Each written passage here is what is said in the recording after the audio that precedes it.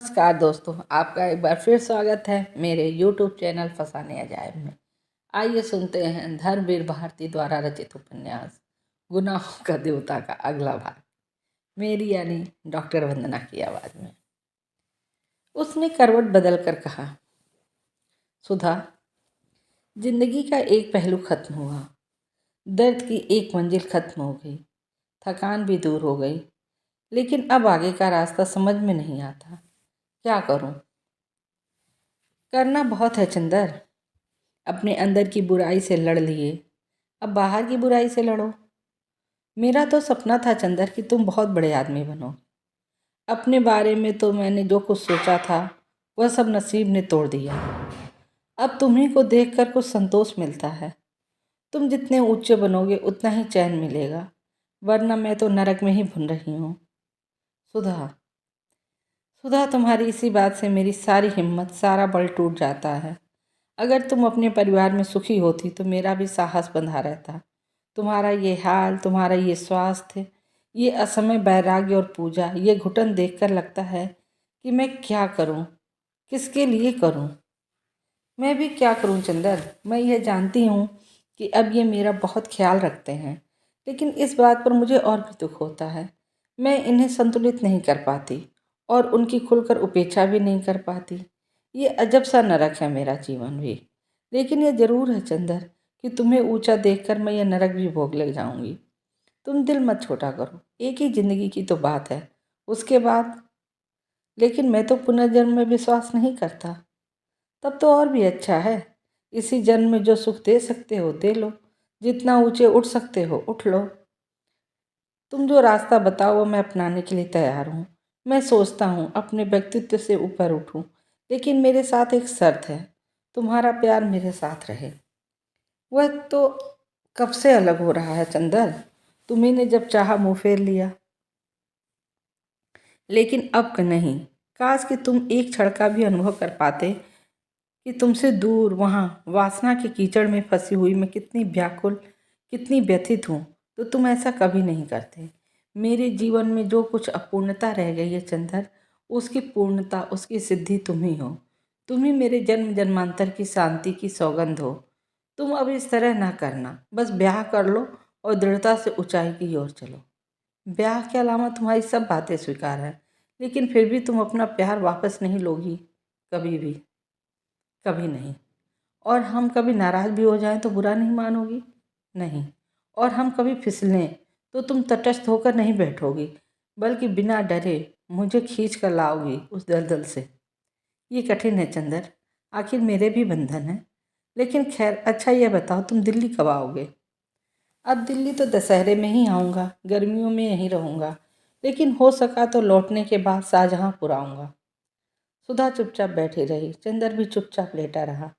थोड़ी देर बाद चंदर ने सुधा की हथेली अपने हाथों में रख ली और आंखें बंद कर ली। जब वो सो गया तो सुधा ने धीरे से हाथ उठाया, खड़ी हो गई, थोड़ी देर अपलक उसे देखती रही और धीरे धीरे चली आई। दूसरे दिन सुबह सुधा ने आकर चंदर को जगाया। चंदर उठ बैठा तो सुधा बोली, जल्दी से नहा लो, आज तुम्हारे साथ पूजा करेंगे। चंदर उठ बैठा, नहा धोकर आया तो सुधा ने चौकी के सामने दो आसन बिछा रखे थे। चौकी पर धूप सुलग रही थी और फूल गमक रहे थे, ढेर के ढेर बेलें और अगस्त के फूल। चंदर को बिठाकर सुधा बैठी। उसने फिर वही वेश धारण कर लिया था, रेशम की धोती और रेशम का एक अंतरवासक। गीले बाल पीठ पर लहरा रहे थे। लेकिन मैं बैठा बैठा क्या करूँगा, उसने पूछा। सुधा कुछ नहीं बोली, चुपचाप अपना काम करती गई। थोड़ी देर बाद उसने भागवत खोली और बड़े मधुर स्वरों में गोपिका गीत पढ़ती रही।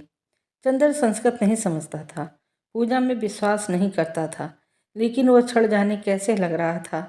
चंदर की सांस में धूप की पवन सौरभ के डोरे गुथ गए थे। उसके घुटने पर रह रहकर सद्य स्नाता सुधा के भीगे केसों से गीले मोती चू पड़ते थे। कृष्णकाय उदार और पवित्र सुधा के पूजा के प्रसाद जैसे मधुर स्वर में श्रीमद् भागवत के श्लोक उसकी आत्मा को अमृत से धो रहे थे। लगता था जैसे इस पूजा की श्रद्धान्वित बेला में उसके जीवन भर की भूलें, कमजोरियां, गुनाह सभी धुलता जा रहा था। जब सुधा ने भागवत बंद करके रख दिया तो पता नहीं क्यों चंदर ने प्रणाम कर लिया। भागवत को या भागवत की पुजारन को, ये नहीं मालूम। थोड़ी देर बाद सुधा ने पूजा की थाली उठाई और उसने चंदर के माथे पर रोली लगा दी। अरे मैं, हाँ तुम, और कौन, मेरे तो दूसरा न कोई, सुधा बोली और ढेर के ढेर फूल चंदर के चरणों में चढ़ाकर झुककर चंदर के चरणों को प्रणाम कर लिया। चंदर ने घबराकर पांव खींच लिए। मैं इस योग्य नहीं हूँ सुधा, क्यों लज्जित कर रही हो? सुधा कुछ नहीं बोली। अपने आंचल से एक छलकता हुआ आंसू पोंछकर नाश्ता लाने चली गई।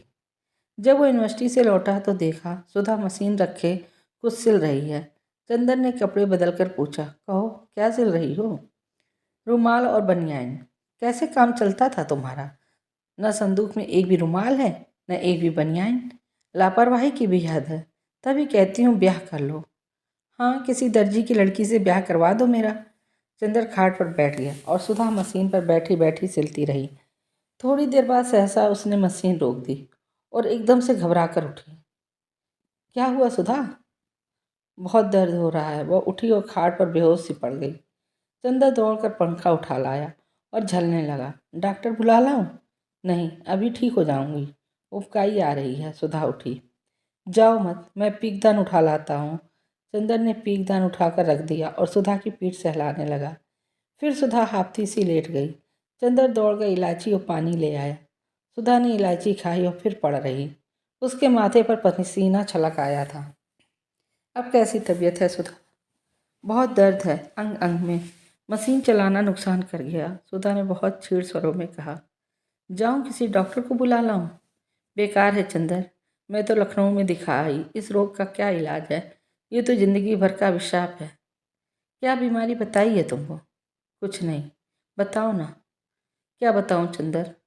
सुधा ने बड़ी कातर निगाहों से चंदर की ओर देखा और फूट फूट कर रो पड़ी। बुरी तरह से सकने लगी। सुधा चुपचाप पड़ी कराहती रही। चंदर ने अटैची में से दवा निकाल कर दी। कॉलेज नहीं गया। 2 घंटे बाद सुधा कुछ ठीक हुई। उसने एक गहरी सांस ली और तकिए के सहारे उठकर बैठ गई।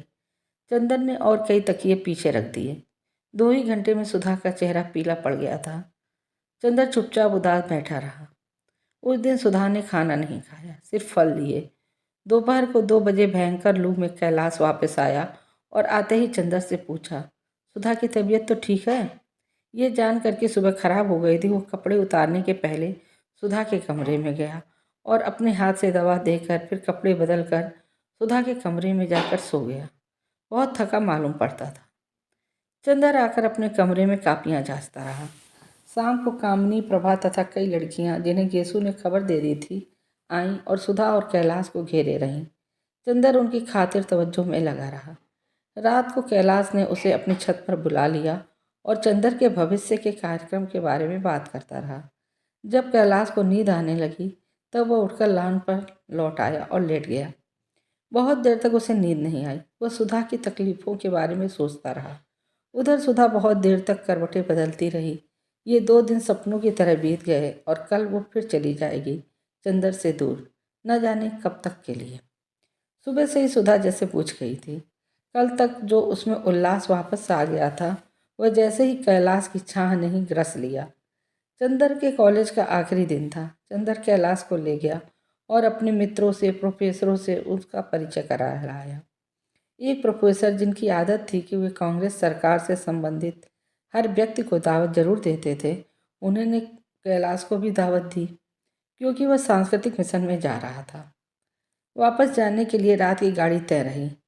हफ्ते भर बाद ही कैलाश को जाना था, अतः वो ज़्यादा नहीं रुक सकता था। दोपहर का खाना दोनों ने साथ खाया। सुधा महाराजिन का लिहाज करती थी, अतः वह कैलाश के साथ खाने नहीं बैठी। निश्चय हुआ कि अभी से सामान बांध लिया जाए ताकि पार्टी के बाद सीधे स्टेशन जा सकें। जब सुधा ने चंदर के लाए हुए कपड़े कैलाश को दिखाए तो उसे बड़ा ताज्जुब हुआ, लेकिन उसने कुछ नहीं कहा। कपड़े रख लिए और चंदर से जाकर बोला, अब जब तुमने लेने देने का व्यवहार ही निभाया है तो यह तो बता दो, तुम बड़े हो या छोटे? क्यों? चंदर ने पूछा। इसलिए कि बड़े हो तो पैर छू कर जाऊं और अगर छोटे हो तो रुपया देकर जाऊं, कैलाश बोला। चंदर हंस पड़ा। घर में दोपहर से ही उदासी छा गई।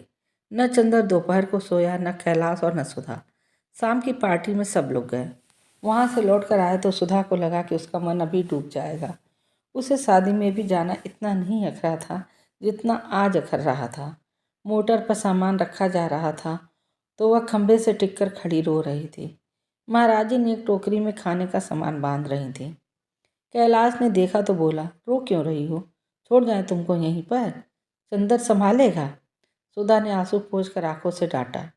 महाराजिन सुन रही हैं कि नहीं? मोटर तक पहुंचते पहुंचते सुधा फूट फूट कर रो पड़ी। महाराजिन उसे गले से लगाकर आंसू पोंछने लगी। फिर बोली, रोवो ना बिटिया, अब छोटे बाबू का ब्याह कर दो तो 2-3 महीना आए के रह जाओ करो। तो हर सास छोड़ी है का कि यहाँ पे? सुधा ने कुछ जवाब नहीं दिया और 5 रुपए का नोट महाराजिन के हाथ में थमाकर आ बैठी। ट्रेन प्लेटफॉर्म पे आ गई थी। सेकेंड क्लास में चंदन ने इन लोगों का बिस्तर लगवा दिया, सीट रिजर्व करवा दी। गाड़ी छूटने में अभी घंटा भर देर थी। सुधा की आंखों में विचित्र सा भाव था। कल तक की दृढ़ता, तेज उल्लास बुझ गया था और अजीब सी कातरता आ गई थी। वो चुप बैठी थी। चंदर से जब नहीं देखा गया तो उठकर प्लेटफॉर्म पर टहलने लगा। कैलाश भी उतर गया। दोनों बातें करने लगे। सहसा कैलाश ने चंदर के कंधे पर हाथ रखकर कहा, हाँ यार, एक बहुत ज़रूरी बात थी। क्या? इन्होंने तुमसे बिनती के बारे में कुछ कहा? कहा था। तो क्या सोचा तुमने? मैं शादी वादी नहीं करूँगा। यह सब आदर्शवाद मुझे अच्छा नहीं लगता। और फिर उससे शादी करके सच पूछो तो बहुत बड़ी बात करोगे तुम। उस घटना के बाद अब ब्राह्मणों में तो वर उसे मिलेगा नहीं। और ये कह रही थी कि वो तुम्हें बहुत मानती है। हाँ, लेकिन इसका मतलब यह तो नहीं कि मैं शादी कर लूँ। मुझे बहुत कुछ करना है। अरे जाओ यार, तुम सिवा बातों के कुछ कर नहीं सकते। हो सकता है, चंदन ने बात टाल दी। वह शादी तो नहीं करेगा। थोड़ी देर बाद चंदन ने पूछा, इन्हें दिल्ली कब भेजोगे?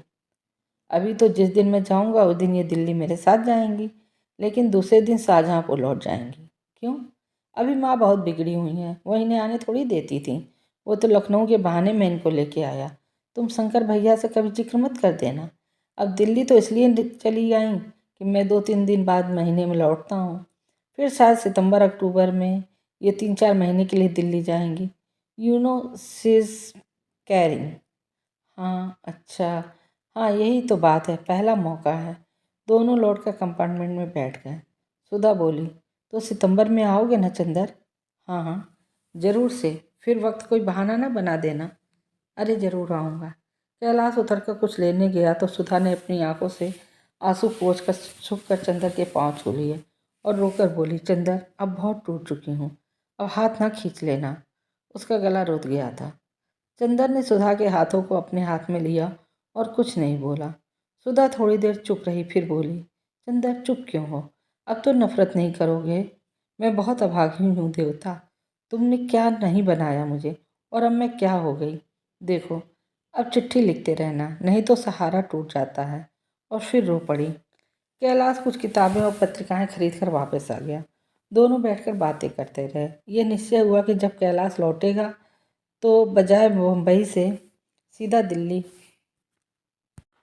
जाने के वह प्रयाग से होता हुआ जाएगा।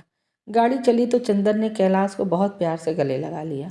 जब तक गाड़ी प्लेटफॉर्म के अंदर रही, सुधा सिर निकाले झाँकती रही। प्लेटफॉर्म के बाहर भी पीली चांदनी में सुधा का पैर आता हुआ आंचल दिखता रहा। जब तक गाड़ी प्लेटफॉर्म के अंदर रही, सुधा सिर निकाले झाँकती रही। प्लेटफॉर्म के बाहर भी पीली चांदनी में सुधा का फहराता हुआ आंचल दिखता रहा। धीरे धीरे वह एक सफ़ेद बिंदु बनकर अदृश्य हो गया। गाड़ी एक विशाल अजगर की तरह चांदनी में रेंगती चली जा रही थी। जब मन में प्यार जाग जाता है तो प्यार की किरण बादलों में छिप जाती है। अजब थी चंदर की किस्मत। इस बार तो सुधा गई थी तो उसके तन मन को एक गुलाबी नशे में सराबोर करके गई थी। चंदर उदास नहीं था, वो बेहद खुश था। खूब घूमता था और गर्मी के बावजूद खूब काम करता था। अपने पुराने नोट्स निकाल लिए थे और एक नई किताब की रूपरेखा सोच रहा था। उसे लगता था कि उसका पौरुष, उसकी शक्ति, उसका ओज, उसकी दृढ़ता सभी कुछ लौट आया है। उसे हरदम लगता कि गुलाबी पंखुड़ियों की एक छाया उसकी आत्मा को चूमती रहती है और वह जब कभी लेटता तो उसे लगता कि सुधा फूलों की धनुष की तरह उसके पलंग के आर पार पाठी पर हाथ धरे बैठी है। उसे लगता कमरे में अब भी धूप की सौरभ लहरा रही है और हवाओं में सुधा के मधुर कंठ के श्लोक गूंज रहे हैं। 2 ही दिन में चंदर को लग रहा था कि उसकी जिंदगी में जहाँ कुछ टूट फूट गया है वो सब संभल रहा है। वह सब अभाव धीरे धीरे भर रहा है। उसके मन का पूजा गृह खंडहर हो चुका था। सहसा उस पर जैसे किसी ने आंसू छिड़क कर जीवन के वरदान से अवसित कर दिया था। पत्थर के बीच दबकर पिसे हुए पूजा के गीत फिर से सरस्वर हो उठे थे। मुरझाए हुए पूजा फूलों की पंखुड़ियों में फिर रस छलक आया था और रंग चमक उठे थे। धीरे धीरे मंदिर का कंगूरा फिर सितारों से समझौता करने की तैयारी करने लगा था। चंदर की नसों में वेद मंत्रों की पवित्रता और ब्रज की बंसी की मधुराई पलकों में पलके डालकर नाच उठी थी। सारा काम जैसे वह किसी अदृश्य आत्मा की आज्ञा से करता था। वह आत्मा सिवा सुधा के और भला किसकी थी? वह सुधामय हो गया था। उसके कदम कदम में, बात बात में, सांस सांस में सुधा का प्यार फिर लौट आया था। तीसरे दिन बिंती का एक पत्र आया। बिंती ने उसे दिल्ली बुलाया था और मामा जी भी चाहते थे कि चंदर कुछ दिन के लिए दिल्ली चला आए। तो अच्छा है। चंदर के लिए कुछ कोशिश भी कर रहे थे। उसने लिख दिया था कि वह मई के अंत में या जून के प्रारंभ में आएगा। बिंती को बहुत बहुत सा स्नेह। और उसने सुधा के आने की बात नहीं लिखी क्योंकि कैलाश ने मना कर दिया था। सुबह चंदर गंगा नहाता, नई पुस्तकें पढ़ता, अपने नोट्स दोहराता, दोपहर को सोता और रेडियो बजाता, शाम को घूमता और सिनेमा देखता, सोते वक्त कविताएं पढ़ता और सुधा के प्यार के बादलों में मुंह छिपाकर सो जाता। जिस दिन कैलाश जाने वाला था उसी दिन उसका एक पत्र आया था। वह और सुधा दिल्ली आ गए हैं। शंकर भैया और नीलू उसे पहुंचाने मुंबई जाएंगे। चंदर सुधा के इलाहाबाद जाने का जिक्र किसी को भी ना लिखे। यह उसके और चंदर के बीच की बात थी। खत के नीचे सुधा की कुछ लाइनें थी। चंदर, राम राम। तुमने मुझे जो साड़ी दी थी वह क्या अपनी भावी श्रीमती के नाप की दी थी? वह तो मेरे घुटने तक आती है।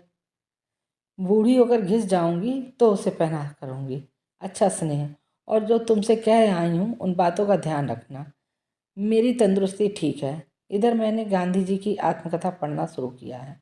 तुम्हारी सुधा। और हाँ, लाला जी की मिठाई खिलाओ। दिल्ली में बहुत खबर है कि शरणार्थी विभाग में प्रयाग के एक प्रोफेसर आने वाले हैं। कैलाश तो मुंबई चल दिया होगा। मुंबई के पते से उसने बधाई का एक तार भेज दिया और सुधा को एयर मेल से उसने एक खत भेजा जिसमें उसने बहुत सी मिठाइयों का चित्र बना दिया था। लेकिन वह पेशो पेश में पड़ गया। दिल्ली जाए या ना जाए, वह अपने अंतर्मन से सरकारी नौकरी का विरोधी था। उसे तत्कालिक भारतीय सरकार और ब्रिटिश सरकार में ज़्यादा अंतर नहीं लगता था। फिर हर दृष्टिकोण से वह समाजवादियों के अधिक समीप था। और अब वह सुधा से वादा कर चुका था कि वो काम करेगा, ऊंचा बनेगा, प्रसिद्ध होगा। लेकिन पद स्वीकार कर ऊंचा बनना उसके चरित्र के विरुद्ध था। किंतु डॉक्टर शुक्ला कोशिश कर रहे थे चंदर केंद्रीय सरकार के किसी ऊंचे पद पर आ जाए। यह उनका सपना था। चंदर को कॉलेज की स्वच्छंद और ढीली नौकरी पसंद थी। अंत में उसने यह सोचा कि पहले नौकरी स्वीकार कर लेगा और बाद में फिर कॉलेज चला जाएगा। एक दिन रात को जब वह बिजली बुझाकर, किताब बंद कर, सीने पर रख कर सितारों को देख रहा था और सोच रहा था कि अब सुधा दिल्ली लौट गई होगी। अगर दिल्ली रह गया तो बंगले में किसे टिकाया जाएगा। इतने में किसी व्यक्ति ने फाटक खोलकर बंगले में प्रवेश किया। उसे ताज्जुब हुआ कि इतनी रात को कौन आ सकता है, और वह भी साइकिल लेकर। उसने बिजली जला दी। तार वाला था। साइकिल खड़ी कर तार वाला लान पर चला गया और तार दे दिया। दस्तक करके उसने लिफाफा फाड़ा। तार डॉक्टर साहब का था। लिखा था, अगली ट्रेन से फ़ौरन चले आओ। स्टेशन पर सरकारी कार होगी, स्लेटी रंग की। उसके मन में ने फ़ौरन कहा, चंदर, हो गए तुम केंद्र में। उसकी आंखों में नींद गायब हो गई। वो उठा। अगली ट्रेन सुबह 3 बजे जाती थी। 11 बजे थे। अभी 4 घंटे थे। उसने एक अटैची में कुछ अच्छे से अच्छे सूट रखे, किताबें रखीं और माली को सहेज कर चल दिया। मोटर को स्टेशन से वापस लाने की दिक्कत होती। ड्राइवर अब था नहीं, अतः नौकर को अटैची देकर पैदल चल दिया। राह में सिनेमा से लौटता हुआ रिक्शा मिल गया। चंदन ने सेकंड क्लास का टिकट लिया और ठाठ से चला। कानपुर में उसने सादी चाय पी और इटावा में रेस्तरां बार में जाकर खाना खाया। उसके बगल में मारवाड़ी दंपत्ति बैठे थे जो सेकंड क्लास का किराया खर्च करके प्रायश्चित स्वरूप 1 आने की पकौड़ी और 2 आने की दाल मोठ से उधरपूर्ति कर रहे थे। हाथरस स्टेशन पर एक मज़ेदार घटना घटी। हाथरस में एक छोटी और बड़ी लाइनें क्रॉस करती हैं। छोटी लाइन ऊपर पुल पर खड़ी होती है। स्टेशन के पास जब ट्रेनें धीमी हुई तो सेठ जी सो रहे थे। सेठानी ने बाहर झाँक कर देखा और निसंकोच उनके मृदुल उदर पर कर प्रहार करके कहा, हो देखो रेलगाड़ी के सिर पर रेलगाड़ी। सेठ एकदम चौंक कर उठ जगे, उछल कर बोले, बाप रे बाप, उलट गई रेलगाड़ी, जल्दी सामान उतार, लुट गए राम, ये तो जंगल है। कहते थे जेवर ना लेके चल। चंदर खिलखिलाकर हंस पड़ा। सेठ जी ने परिस्थिति समझी और चुपचाप बैठ गए। चंदर करवट बदलकर फिर पढ़ने लगा। इतने में ऊपर की गाड़ी से उतरकर कोई औरत हाथ में एक गठरी लिए आई और अंदर ज्यों ही घुसी की मारवाड़ी बोला, बुड्ढी ये सेकंड क्लास है। हो ही सेकंड थर्ड तो सब गोविंद की माया है बच्चा। चंदर का मुंह दूसरी ओर था, लेकिन उसने सोचा गोविंद जी की माया का वर्णन और विश्लेषण करते हुए रेल के डिब्बों के वर्गीकरण को भी माया जाल बताना शायद भागवताकार की दिव्य दृष्टि से संभव होगा। लेकिन यह भी मारवाड़ी कोई सुधा तो था ही नहीं कि वैष्णव साहित्य और गोविंद जी की माया का भक्त होता। जब उसने कहा कि गार्ड साहब को बुलाऊं तो बुढ़िया गरज उठी, बस बस चल हुआ से। गार्ड का तो दामाद लगा था जौन बुलाइए, मोटका कद्दू कहीं का। चंदर हंस पड़ा, कम से कम गाली को नवीनता पर। दूसरी बात, गाड़ी उस समय ब्रज क्षेत्र में थी। वहाँ यह अवधि का सफल वक्ता कौन है? उसने घूम कर देखा, एक बुढ़िया थी, सिर मुड़ाए। उसने कहीं देखा है इसे। कहाँ जाओगी माई? कानपुर जावे, लेकिन ये गाड़ी तो दिल्ली जाएगी। तू बोलियो टुप से, हम ऐसे धमकावे में ना आई थे, ये कानपुर जई हैं। उसने हाथ नचाकर चंदर से कहा और फिर जाने क्यों रुक गई और चंदर की ओर देखने लगी। फिर बोली, अरे चंदर बेटवा, कहाँ से आवत हो तू? ओह बुआ जी, सिर मुड़ा लिया तो पहचान में ही नहीं आती। चंदर ने फौरन उठकर पाँव छुए। बुआ जी वृंदावन से आ रही थी। वो बैठ गई, बोली, वो नटनिया मर गई कि बहन है? कौन? अरे वही बिनती। अरे मरेगी क्यों भैया? सुकुल तो हमार कुल डुबोए दीहन, लेकिन जैसे वो हमार बिटिया का मड़वा तरह से उठाए लेहन, वैसे भगवान चाहिए तो उन्हों का लड़की से समझी। चंदर कुछ नहीं बोला। थोड़ी देर बाद खुद बड़बड़ाती हुई बुआ जी बोली, अब हमें का करे को है? हम सब मोह माया त्याग दिया, लेकिन हमारे त्याग में कुछो समर्थ है तो सुकुल को बदला जरूर मिली है। कानपुर की गाड़ी गई आई तो चंदर खुद उन्हें बिठलाया। विचित्र थी बुआ जी, बेचारी कभी समझ ही नहीं पाई कि बिनती को उठाकर डॉक्टर साहब ने उपकार किया या अपकार। और मज़ा तो यह है कि एक ही वाक्य के पूर्वार्ध में माया मोह से विरक्ति की घोषणा और उत्तरार्ध में दुर्वासा का शाप। हिंदुस्तान के सिवा ऐसे नमूने कहीं भी मिलने मुश्किल हैं। इतने में चंदर की गाड़ी ने सीटी थी, वह भागा। बुआ जी ने चंदर का ख्याल छोड़कर अपने बगल के मुसाफिर से लड़ना शुरू कर दिया। वह दिल्ली पहुंचा। 2-3 साल पहले भी वह दिल्ली आया था, लेकिन अब दिल्ली स्टेशन की चहल पहल ही दूसरी थी। गाड़ी घंटा भर लेट थी, 9 बज चुके थे। अगर मोटर ना मिलती तो भी इतनी मशहूर सड़क पर डॉक्टर साहब का बंगला था कि चंदर को विशेष दिक्कत ना होती। लेकिन जो ही वो प्लेटफार्म से बाहर निकला तो उसने देखा कि जहाँ मरकरी की बड़ी सर्चलाइट लगी रहती है, ठीक उसी के नीचे सलेटी रंग की शानदार कार खड़ी थी, जिसके आगे पीछे क्राउन लगा था और सामने तिरंगा। आगे लाल वर्दी पहने एक खानसामा बैठा है और पीछे एक सिख ड्राइवर खड़ा है। चंदर का सूट चाहे जितना अच्छा हो, लेकिन इस शान के लायक तो नहीं था। फिर भी वो बड़े रौब से गया और ड्राइवर से बोला, यह किसकी मोटर है? सरकारी गड्डी है जी। सिख ने अपनी प्रतिभा का परिचय दिया। क्या यह डॉक्टर शुक्ला ने भेजी है? जी हाँ हुजूर। एकदम उसका स्वर बदल गया। आप ही उनके लड़के हैं, चंदर बहादुर साहब? उसने उतरकर सलाम किया। दरवाज़ा खोला, चंदर बैठ गया। कुली को एक अटैची के लिए एक अठन्नी दी, मोटर उड़ गई। चंदर बहुत उदार विचारों का था, लेकिन आज तक वह डॉक्टर साहब की 19वीं सदी वाली पुरानी कार पर ही चढ़ा था। इस राजमुकुट और राष्ट्रीय ध्वज से सुशोभित मोटर पर खानसामे के साथ चढ़ने का उसका पहला ही मौका था।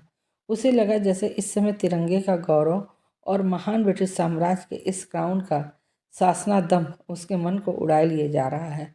चंदर तनकर बैठा, लेकिन थोड़ी देर बाद स्वयं उसे अपने मन पर हंसी आ गई। फिर वह सोचने लगा कि जिन लोगों के हाथ में आज शासन सत्ता है, मोटरों और खानसामों ने उनके हृदयों को इस तरह बदल दिया है कि वह भी तो बेचारे आदमी हैं, इतने दिनों से प्रभुता के प्यासे।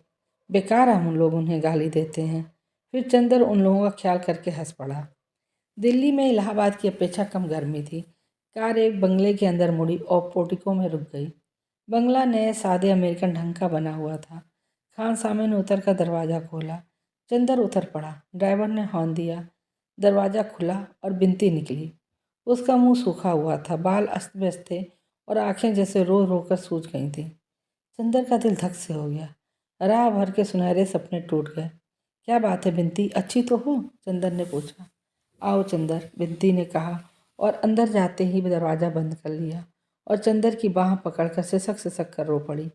चंदर घबरा गया। क्या बात है, बताओ ना। डॉक्टर साहब कहाँ हैं? अंदर हैं। तब क्या हुआ? तुम इतनी दुखी क्यों हो? चंदर ने बिंदी के सिर पर हाथ रखकर पूछा। उसे लगा जैसे इस समस्त वातावरण पर किसी बड़े भयानक मृत्यु दूत की पंखों की काली छाया है। क्या बात है, बताती क्यों नहीं? बिनती बड़ी मुश्किल से बोली। दीदी, सुधा दीदी। चंदर को लगा जैसे उस पर बिजली टूट पड़ी। क्या हुआ सुधा को? बिनती कुछ नहीं बोली। उसे ऊपर ले गई और कमरे के पास जाकर बोली, उसी में है दीदी। कमरे के अंदर की रोशनी फीकी और बीमार थी। एक नर्स सफ़ेद पोशाक पहने पलंग के सिरहाने खड़ी थी और कुर्सी पर सिर झुकाए डॉक्टर साहब बैठे थे। पलंग पर चादर ओढ़े सुधा पड़ी थी। नर्स सामने थी, अतः सुधा का चेहरा नहीं दिखाई पड़ रहा था। चंदर के भीतर पांव रखते ही नर्स ने आंखों के इशारे से कहा, बाहर जाइए। चंदर ठिठक कर खड़ा हो गया। डॉक्टर साहब ने देखा और वह भी उठकर चले आए।